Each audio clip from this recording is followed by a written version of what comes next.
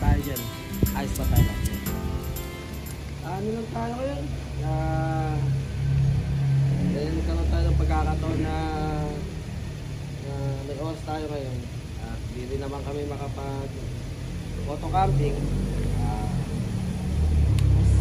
Minabuti na lang namin na mag van camping na lang tayo. Subukan natin. Subukan naman natin si Pangarap na mag camping. Na dala-dala natin si Pangarap to si Lakbay pala. First time natin na dadalhin sa campsite. Walang plano. Quick ano lang. Escape para relax tayo ngayon kahit na medyo katanghalian na mapag-relax tayo ngayon. Nandito naman yung mga gamit namin. Dito pa rin naman may Lakbay yung mga gamit. Dadagdagan lang natin mga dapat dalhin. Walang plano, walang destination. Susubukan lang namin na kung saan kami makahanap ng campsite. Pero dapat malapit-lapit lang. Subukan natin, silipin natin yung DRT. Akit tayo ng DRT. Subukan natin yung mga campsite doon.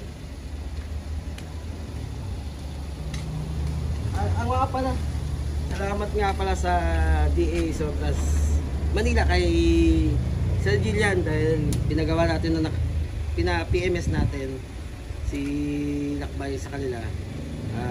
Responsive naman sila. Sa chat ko lang welcome, inano kagad tayo, kinitiling naman tayo doon at inasikaso naman si Lakbay. May mga common na inayos, yun lang naman. Hindi naman ganong kalalaan kahit papano. Hindi naman na-prevent yung mga magiging problema kay Lakbay. Ang kagandahan na kasi sa minivan, dadala mo lahat ng gamit. Hindi katulad nung moto camping kami, limited lang yung mga dapat na dalhin namin. Dito ngayon, tingnan nyo. Ganyan ako hindi lang si Lakbay.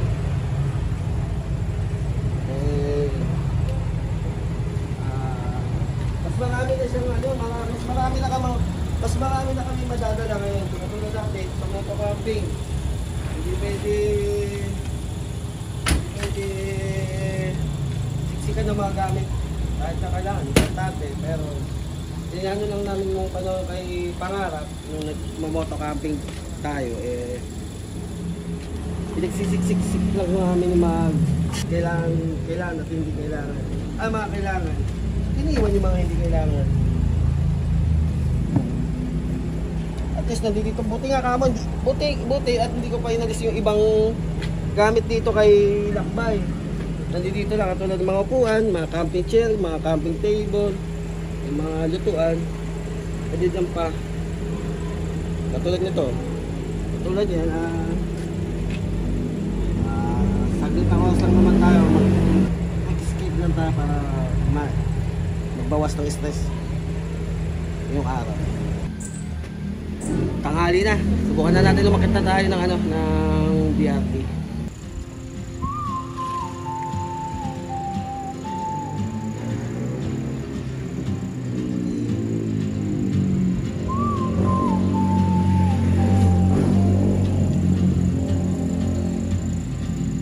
She moves like a map with no borders, a whisper caught in the wind. I see her boots at the corner cafe with a notebook and a grin. She's chasing skies I've never named while I stay in my lane. But something in the way she moves keeps pulling at my chain. Piyayos i-attack na natin ito ng kabaan ng MacArthur Highway dito. Almost isang oras na rin kami nasa biyahe. Nandito pa rin tayo sa may Bukawi pa lang. Mga traffic.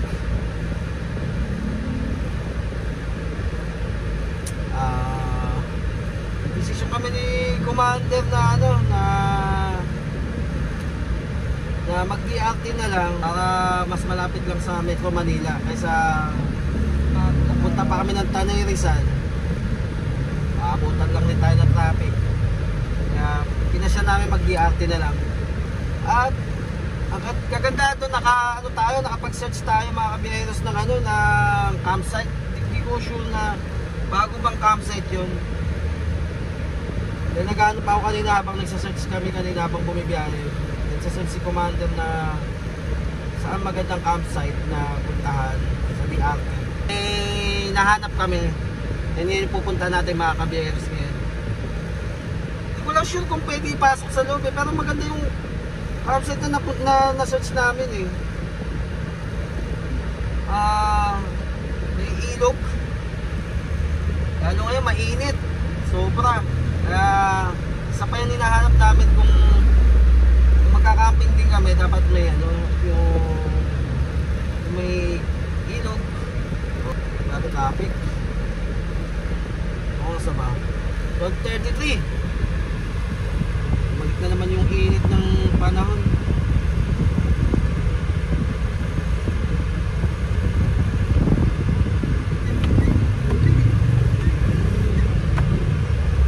Halos marami na rin mga nag-uusbongan na yun na campsite sa DRT. Bukod pa yung mga kilala natin na tourist destination doon. Halos may mga bagong sumusulpot na campsite ngayon sa may DRT. Tulad yung na-search namin. Sa tingin ko parang bago lang ata yun.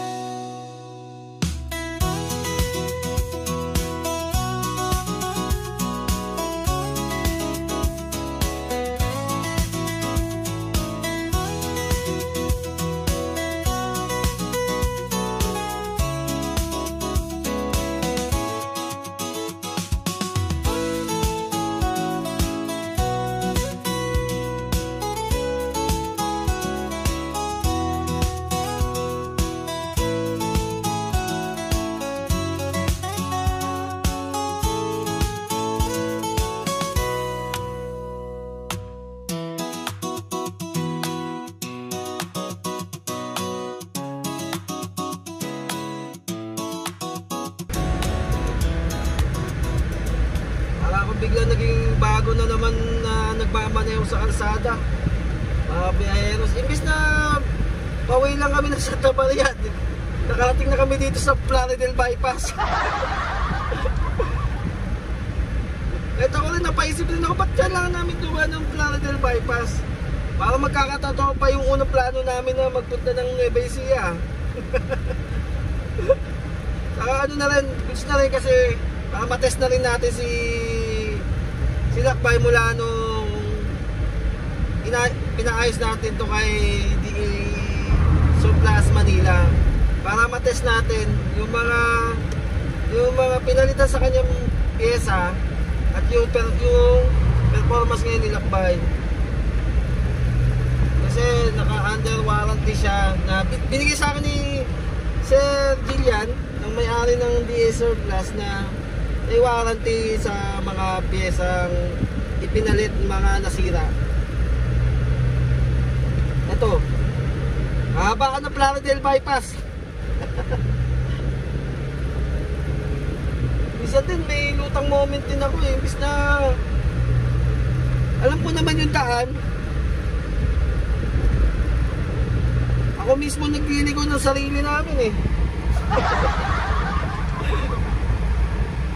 Actually mga kabiyers, ang unang biyahe, ang unang plan namin is magpunta sana ng Gapan. Na mostly naman na palagi namin pinupuntahan na pag nag-rides kami is Nueva Ecija talaga kasi maganda ang kalsada ng Nueva Ecija, walang traffic, maganda yung kalsada. Eh, napaisip nga namin na quick ano lang naman to, quick, anong tawag dun? Quick escape lang na para na ngayon may bakante kaming oras na makapag-relax din kasi babalik na naman ulit tayo sa trabaho. Siyempre kailangan nare-refresh natin yung mga isip natin eh. Hindi lang tayo na nakapokus sa mga goal natin, sa mga responsibility. E paano bigyan natin yung sarili natin ng saya at kutuloy no?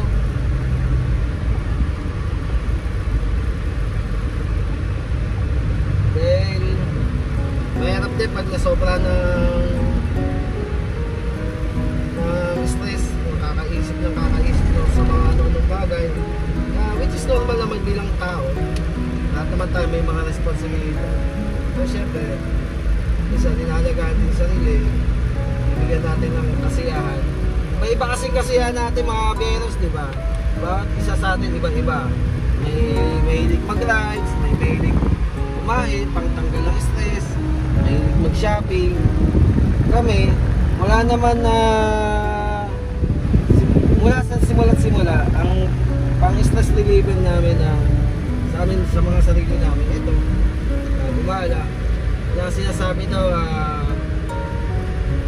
magastos, saka pang mayaman daw, may pera. Hindi naman eh.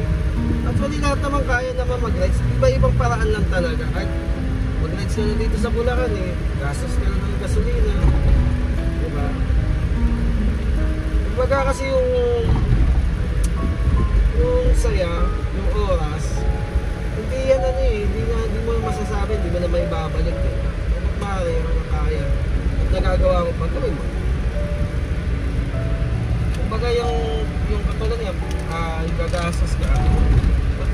Maaari naman bumalik yan kung may trabaho ka naman, may diskarte ka. Pero yung mga ganitong maglalang ka ng oras na bigyan mo naman ng sarili mo na makalaya saglit sa mga problema, sa mga intindihin. Para pagbalik mo, pag okay ka na, na-refresh ka na, para kang computer, diba? Nire-restart natin ang mga computer natin pag okay ang mga cellphone, overuse na, diba? Parang tayo din, bilang tao, kailangan nare-refresh mo. At bigyan mo yung sarili mo ng ilang oras na 3, 2.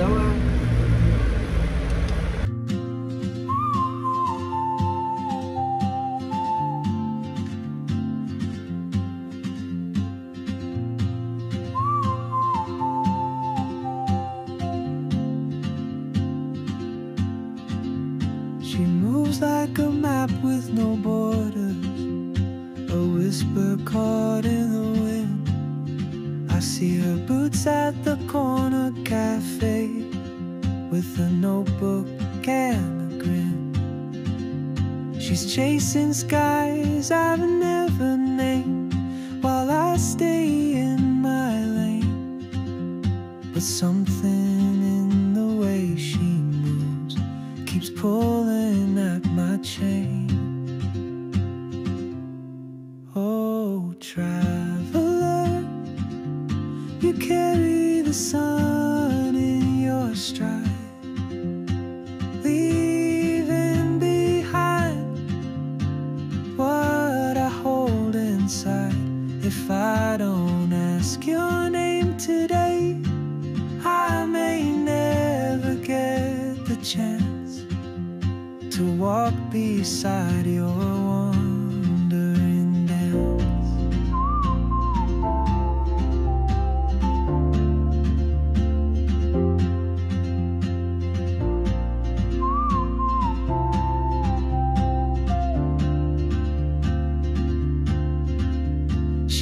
hums a tune I've never heard in languages I can't speak. She writes down cities on her wrist and dreams she'll never keep. I sip my coffee, miss my cue, still anchored by my fear. But time rolls on like open roads, and soon she won't be here. Oh, traveler, you carry the sun in your stride, leaving behind what I hold inside. If I don't ask your name today, I may never get the chance to walk beside your wandering dance. Maybe next year in Madrid, or on some quiet mountain ridge, I'll see you turn and I'll be brave. But what if courage comes too late? Oh, traveler, the world is Dito yours. na tayo mga kabyeros, nasa Tabuan. Tabuan na yun, River campsite. Ay, dito papasok na ito.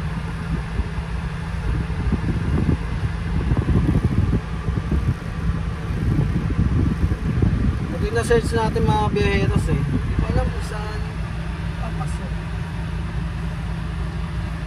Ano na may papasok yung sasakyan dito.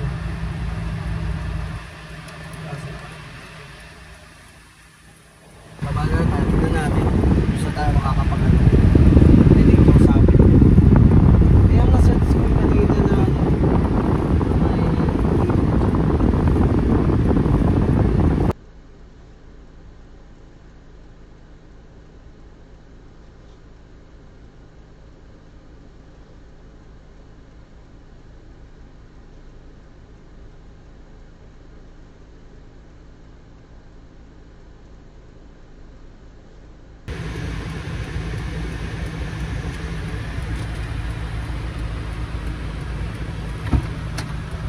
may niya sa may tindahan.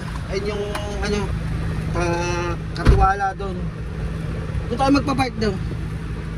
Bali 40 pesos isang tao. Libre naman yung anak ko. Libre na siya. Tapos bali 80 pesos tas 50 pesos parking ng sasakyan. Doon tayo gagawin ang mga biyeros. Bago tayo pumasok, magbabayad muna tayo dito kay doon sa may tindahan si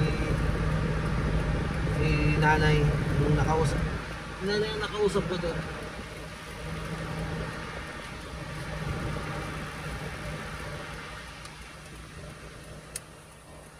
May motor pa to.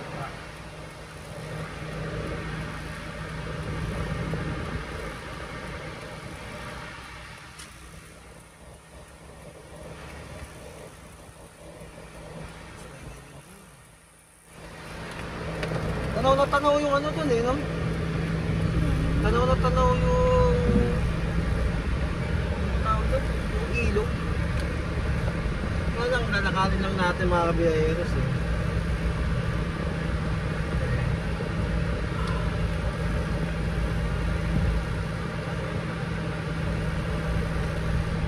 Di masyado init ang sinakbay. Yun no? Oh, yun yung ano, ilog. Oo nga. Same ng ano, same ng nasa page nila. Pati doon sa ano tawag doon? Sa Google Map. Oh. So ito pwede mag-stay in dito, mag-overnight. Hindi ko alam kung magkano. Okay na. May bababa tayo doon sa ilog na yun mga biyaheros. Oh, sulit na sa 130. 130 pesos. Libre na bata. Entrance na 40. Bali 40 pesos. Tapos yung parking fee nilakbay is 50 pesos. Hindi ganong kalakasan, sakto lang, tama lang. Pwede maligo bata. Dito pala sa Manila. Oo, syempre dyan, yan. Diyan tayo mamaya pupwesto. Ito pala. Ba't ba ako layo ko? Ayan o. Ganda no? Presko tingnan. Doon siguro malalim yun. Doon lang yung mababaw no? Doon yung mababaw. Baka malunod pa ako dyan. May crocodile dyan. Baka malunod ka? Walang crocodile dyan. Wala. May crocodile dyan. Mag-asikaso muna tayo ng ano namin. Makakain. Mag-prepare na tayo ng lulutuin namin na tanghalian. Almost hapon na. Di pa kami nananghalian. Mamaya, check natin yung mismong ilog. Nagsalang na tayo ng ano natin. Pananghalian.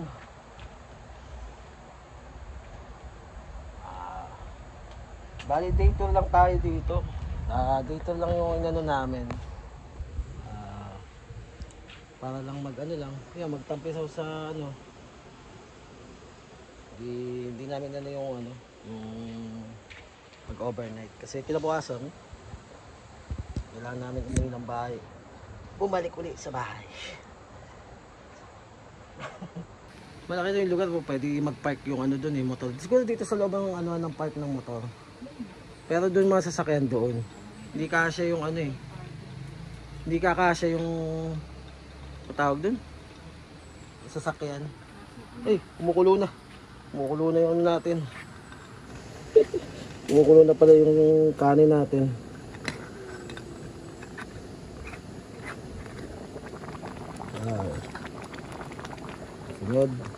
Susunod natin mag-ano tayo. Luluto tayo ng sinigang na ano pinili mo? Sinigang bangus? Bangus. May sabaw.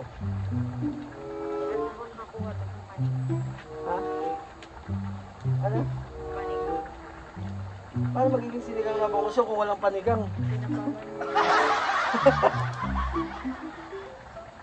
May tindahan naman dun eh. Doon lang tayo sa tindahan. Oo nga, yun nga lang. Ayun lang mahirap. Alas 6 na. Babalik ako sa sasakyan pag may naiwan. Doon sa medyo malayo yung pinagparkingan ko. Tapos ito sa tindahan. Okay lang. Makakain lang. Tayo hindi nagka-camping no? No? Uli kong camping noong December pa. Tama ba? Kung nag-solo lang ako, no? Solo camping ko. Then, Sa Bulacan din, yung Mendoza. ayun, huling-huli yata yung Mendoza natin, no? Mas matagal na rin kami hindi nagka-camping. Ngayon na lang uli.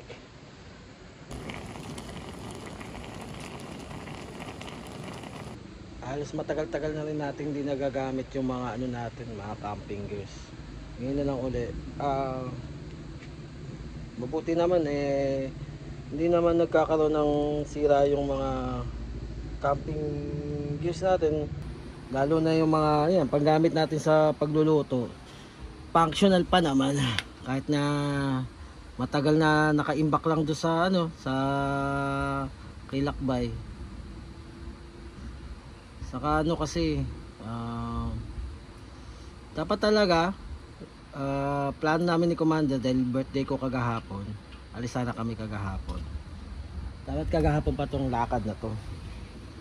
Dahil gawa ng hindi maganda pakiramdam ni Commander kagahapon, nagpasya na lang ako na pwede naman ipabukas na lang. Dahil mahirap din naman bumiyahe ng ano, mahirap din bumiyahe ng hindi maayos ang pakiramdam ni Commander. Pipilit namin na umalis para mamasyal, hindi namin may enjoy. At least kahit paano umayos na yung ano, yung kondisyon ni Commander. Tinanghali kami ng alis dahil Sabi ko nga, kung hindi matuloy bukas, pwede naman sa susunod na mga araw na lang. Kaya itong lakad namin is wala tayong plano na nag-search lang si Commander at ito yung natagpuan niya. Mas natutuloy yung yung pag hindi mo nakaplano, yung biglaan alis lang. Mas nagiging success yung yung biyahe, nagiging yung pag-alis, mas natutuloy pa kaysa yung nakaplanado. Luluto lang tayo ng sinigang na bangus. Yan. Ulang dapat namin sa bayan kanina tanghali, binitbit na lang namin. At dito na lang kami mananghalian. Tapos lublub konti. Siguro mga alas 6, alas 5, alis na tayo dito. Basta pag medyo dumilim na. Hindi na tayo magpapaabot na masyadong madilim dito. Ano binili mo? Ayun. May naiwanan pa rin. Ang nakalimutan. Pagod. Pagod na layo no. Iniingal. Siya naman ang kumuha ng gamit. Siya naman ang bumili. Dahil weekdays ngayon walang ganong katao-tao to. Solo natin tong spot na to. At kahit dito pala sa baba na lang Dito pala. Dito sa babaan. Dito pala sa baba. Katabi lang pa namin. Kala ko doon pa ako maglalakad. Uy, grabe. Silipin natin. Dito na tayo sa mababaw. Mahirap pa nito. Kung kailan hapon, saka pa umaano yung babadya yung ulan. Ayan, mukhang malalim dun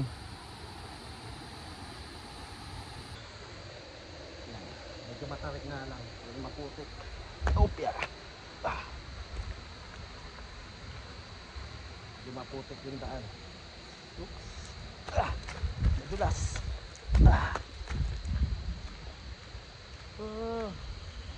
May mga kubo-kubo din pala.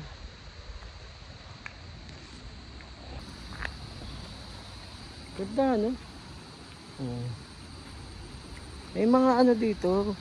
May mga parang batawag doon, cottage. Tapos ito nakapaligid tong mga puno-puno. Malinaw yung tubig. Ayun, babadya yung panahon. Parang something na na kapareho nung nung niliguan ko sa nag-solo camping ako sa sa Tanay. Ganito rin yun Yun nga lang. Nag-iwan ng basura. Yung mga bumisita dito. Pag ganyan dapat pag bumibisita tayo sa isang lugar na mga ganitong campsite, dapat di tayo nag-iwan ng mga baso-basura. Tampisaw tayo dyan. Hindi naman mukhang malalim naman yung gitna. Okay na, takad dito lang tayo. Mula nung lumabo paningin ko, takot na ako sumisid sa malalalim. Ganda Ganda ng view.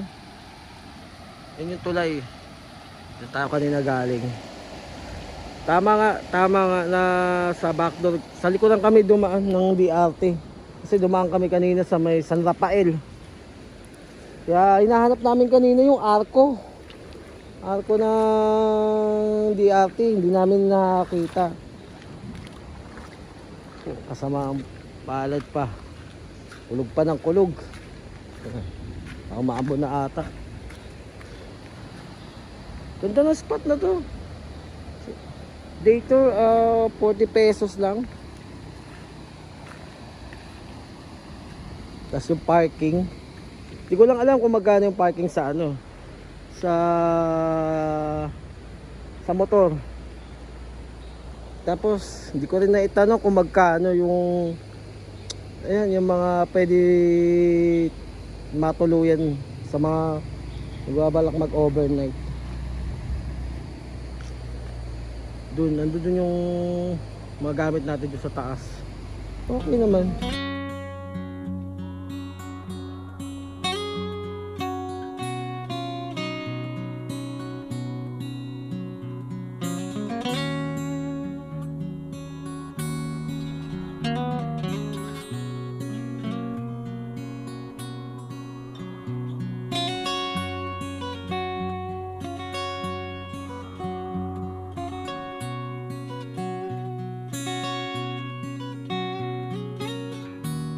Mamaya magtatampisaw tayo. Liligo tayo dyan. Unahin muna natin asikasuhin yung pananghalian. Medyo nagugutom na rin ako. Nagugutom na rin yung anak namin. Dahil lampas na pananghalian na. Ganda oh. Diba? Dalawa kami, halos di naman umabot ng Hindi naman siya umabot ng 200. Subukan nyo to, pumunta dito mga kabiyaheros. Siguro matao to pag yan, mga katulad ng weekends. Kasi ngayon, weekdays, saan nasa trabaho, kanya-kanya trabaho. Kami lang nasa galaan. Nagyatan nga. Okay na?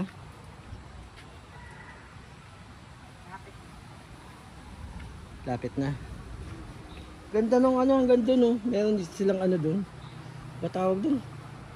May mga cottage doon sa baba. Mga to. Maraming tao dito siguro mga weekdays. Weekends. Kasi parang nag-extend pa sila hanggang doon sa dulo ng cottage. Ganda naman eh. Hindi ko lang alam doon kung malalim doon eh. Ayun naipon tubig doon. Gusto ko pumunta sana mamaya, baka lumubog ako. Salamin ko pa, isa pa yan eh. Nung mahirap pag nakasalamin ka na tulad ko. Hirap ako maligo sa malalalim, sumisid sa malalim pag nakasalamin, syempre. May nagsiswimming ba nakasalamin? Ay, ang ganda dun Kasi di ko alam kung saan ako dadaan dun. Ayun Siguro manggagaling ka muna dun sa kabila na yun. Kaso nga lang, haba ng lalakarin mo. Okay na, luto na. Kain na. Parang kulang ata sa sabaw yan. Kulang na. Yan na nga. Opo. Yan na nga, inaabot na kami ng malakas na ulan. Lalaki ng patak ng ulan.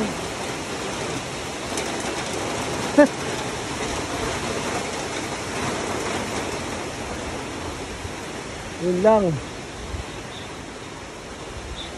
Buka na tayo ng ulan. Sayang. Di pa tayo nakakaligo. Bumuhos na yung ulan.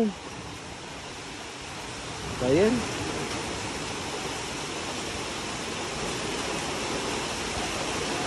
Ay, upuan. Mas malalaki ang patak dito ng ulan. Nasa taas tayo kaya yata ng bundok no? Dito ka, dito.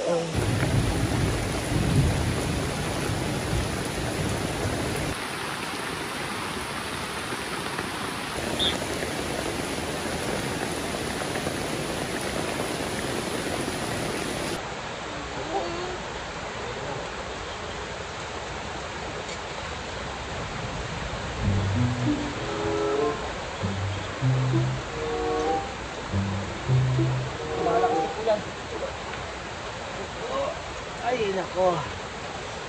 Sayang. Dahil nandito na. Ayaw namin muna kumain. Kain tayo mga kapero. Wow.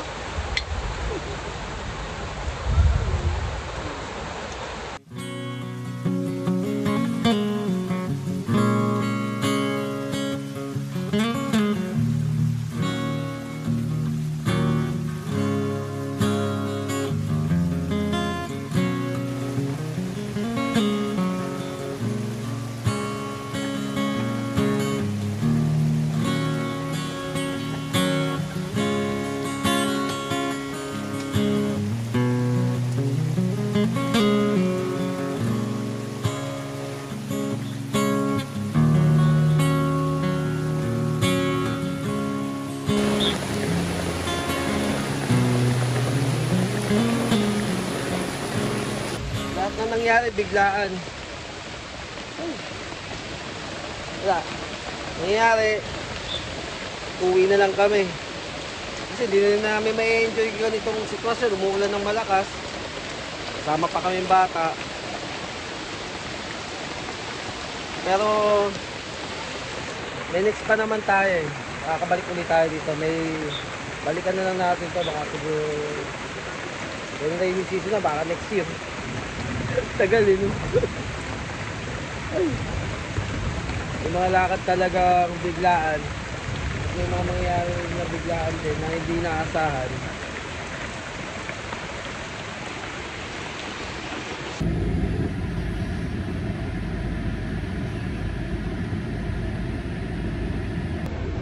Hindi na tayo nakaligo. Biglang bumuhos yung malakas na ulan eh. Medyo iba na rin kulay ng ano dahil galing nga sa bundok yung tubig, kaya nagkulay brown. Saka inabisuan na rin kami nung caretaker yung nagbabantay, si nanay, na mataas daw yung tubig.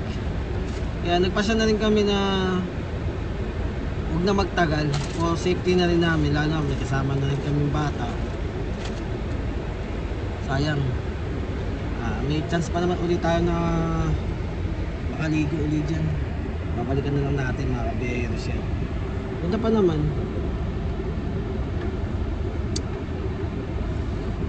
Solong-solo pa natin yung spot oh. May tao kanina. Pero nung pagdating namin, palis na rin. Mga kanya pang umaga sila agad. Kanina pa sila umaga. Nandun. Kaya kami na lang naiwan, kaso bumuhos yung malakas na ulan. Hindi na namin i-release na magtagal pa. Almost alas 5 na rin naman na. Wala, ganun na lang, babalik na lang ulit tayo dyan. At babalik na lang ulit kami sa Valenzuela. Pag naghahanap kayo ng mga ganito na maliliguan at campsite na pwedeng puntahan, puntahan nyo lang yung campsite na. Then puntahan nyo na lang yung page na lang nila kung sakaling kung inquire kayo o magbubook kayo ng overnight stay. Kaya lang mga kabiyeros, maraming salamat sa pagsama sa amin sa aming naudlot na camping. Dahil ano na rin eh, dahil rainy season na rin talaga. Kita-kits na tayo ulit mga kabiyero sa susunod na episode. Thank you. Ingat palagi mga kabiyeros. And God bless.